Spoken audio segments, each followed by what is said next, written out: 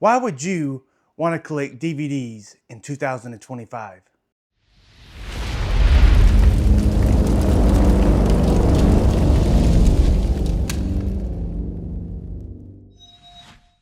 What's up, nerds? Welcome back to Real Reserve, where we talk about all things related to movies and physical media. Today, we're going to be talking about a few of the different reasons why I think you should be collecting DVDs in 2025. So grab yourself a coffee and let's get into it. The first reason for why you should be collecting DVDs is cost effectiveness. DVDs are actually what got me into collecting in the first place. As you can see behind me, I have somewhere between 1,200 and 1,300 movies. That's spread across VHS, DVD, and Blu-ray, with the majority being made up of DVDs. As of right now, DVDs are one of the cheapest ways that you can get into collecting physical media. This goes for VHS and Blu-ray as well, but in this context, we're at a point in time now to where the average person is going to consider a large box of DVDs to be absolute junk. And because of that, it's incredibly common to find DVDs for 25 cents, 50 cents, or $1 a piece. In fact, there have been several times where I was able to find someone selling DVDs for $4 for $1. This provides you with a viable avenue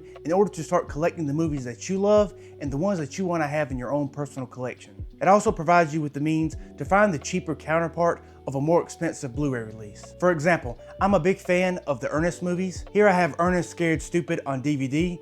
The Blu-ray counterpart of this has shot up in price over the recent years. I've seen this go for up to $80 at some points, but I was able to pick up this DVD copy for, I think, $2 on Whatnot. Of course, at some point down the line, I might decide to fork up the cash and pick up the Blu-ray, but for the time being, the DVD suits me just fine. Picking this up on DVD as opposed to Blu-ray has allowed me to add several more movies into my collection for the same price of the Blu-ray release. Like many other collectors, I have tons and tons of boutique Blu-rays that have cost me an arm and a leg. I still find myself reaching for DVDs to watch just as often.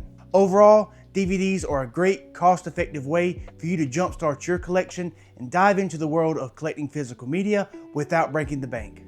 The second reason for why you should be targeting DVDs in 2025 for your physical media collection is their availability.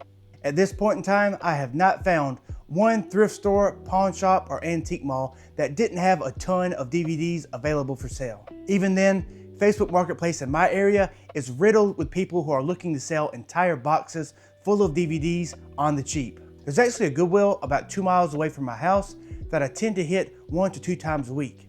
What's interesting is that the ratio of DVDs to Blu-rays that they have in inventory is probably 20 to 1. So for every 20 DVDs that they have available for sale, there's only 1 Blu-ray. Like I mentioned in previous videos, the Goodwills in my area have started to increase the price that they're asking for their Blu-rays, although the pricing of the DVDs have remained the same. I love watching Adam the Movie Hunter's movie hunting videos where he's out in the wild looking for Blu-rays. However, I don't have any stores in my area that offer a fraction of the selection that he has in his. I wish I had access to a brick and mortar that had thousands of Blu-rays available for sale and a trade-in program that allowed you to get credit for movies that you traded in, but I don't. Regardless, DVDs are everywhere. The next reason on my list for why you should be collecting DVDs is the quality of modern upscaling. Like I mentioned in a previous video, I was able to find a Sony UBP X700U at a local pawn shop, still sealed in the box for 40 bucks. This is a 4K Blu-ray player that retails for 300 bucks. I've also found several awesome 4K Blu-ray players with upscaling capabilities at my local Goodwills for 5 to 10 bucks. I'm not going to get into the technical details of DVD upscaling in this video, such as how the upscaling works, which players offer the best upscaling, because honestly, there are better channels out there for that type of information. What I will say is that I was shocked the first time I put a DVD into that Sony player. It's not going to be perfect, and it's not going to turn your DVD into a beautiful 4K release, but it will make a DVD look pretty damn good in my opinion. The point here is that the lower resolution of DVDs should not be as much of a concern anymore because of the modern day capabilities of upscaling. The final reason for why you should be targeting DVDs in your physical media collection is what I call quality versus value. What I'm talking about here is basic bang for your buck.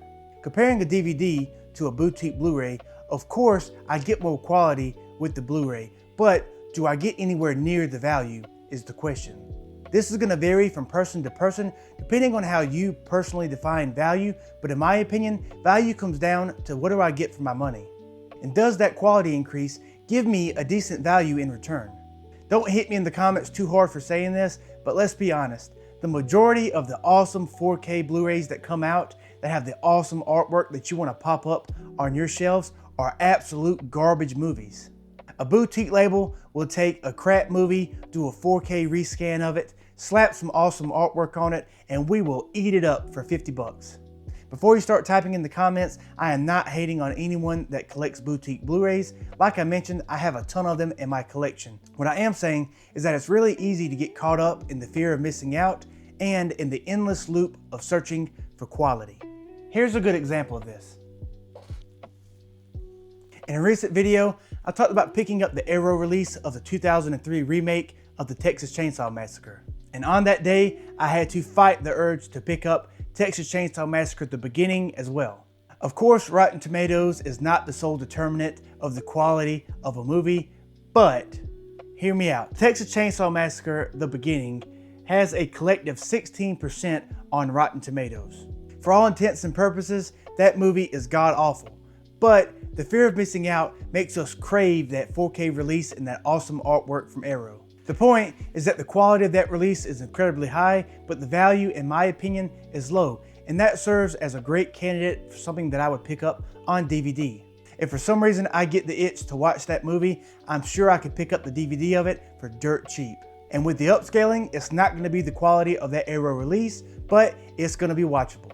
Overall, DVDs are cost effective, they have a high level of availability, they can be upscaled to a pretty decent quality, and they offer a great value.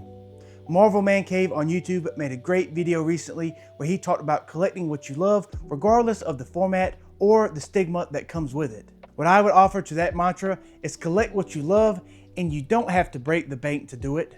If you made it to this point in the video, thanks so much for watching. Like, share, subscribe, do all of the things. If you think this video sucked or I missed a few points, put that down in the comments below, and I'll see you on the next one.